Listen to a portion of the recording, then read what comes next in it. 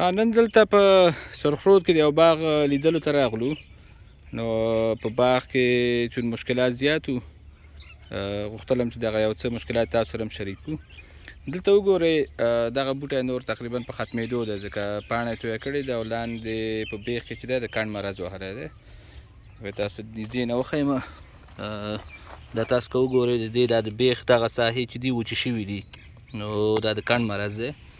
په دې اړه کولی شئ زما یو ویډیو د هغه هم وګورئ. نو ولې دا د کنډ مرض وهلي دي؟ که داسې راشئ دې بل بوټي ته وګورئ، دغه بوټی هم چې دی په همدې حالت دی.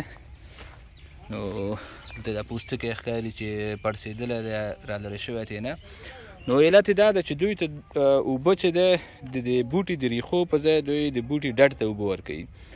اوس که دې بوټي ته موږ وګورو، د دې خو کینوپي یا دا چت ترې غټ شوی دی.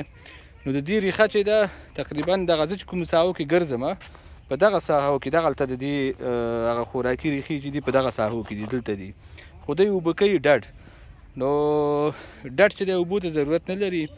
تاسو کوشش وکړئ چې کله هم بوټي اوبه کوئ، نو په کومه ساحه کې چې د بوټي ریښې دي هغه ساحه باید اوبه شي.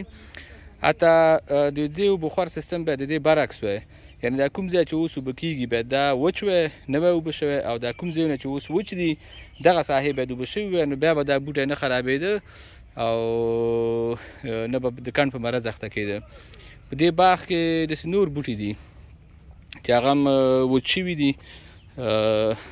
دې ویډیو کې به نه پوهېږم ښکاره شي یا نه، خو د لیموانو ډېر بوټي چې دي دلته د منځه تللي دي. نو دغلته که چېرې تاسو وګورئ، دغه بوټی هم ختم دی، خراب دی، خو دوی د همدې خاطره نور بوټي ورته ایښي دي د دې په منځونو کې، ځکه دلته پخواني نور بوټي موج شوي دي. دغلته که وګورئ، د دې ځینې یو بوټی اوس وهلی لرې کړی دی، ځکه دا وچ شوی دی، خراب شوی.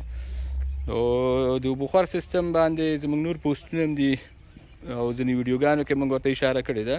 نو دغسې د ویالې په شکل باندې چې یوازې ډډ ته اوبه رسیږي، دا د اوبو خور درسته طریقه نه ده، او همدا علت دی، همدا وجه ده چې د ډېرو خلکو باغونه چې دی خرابېږي او د منځه ځي، خصوصا د مالټو او د لیموانو باغونه.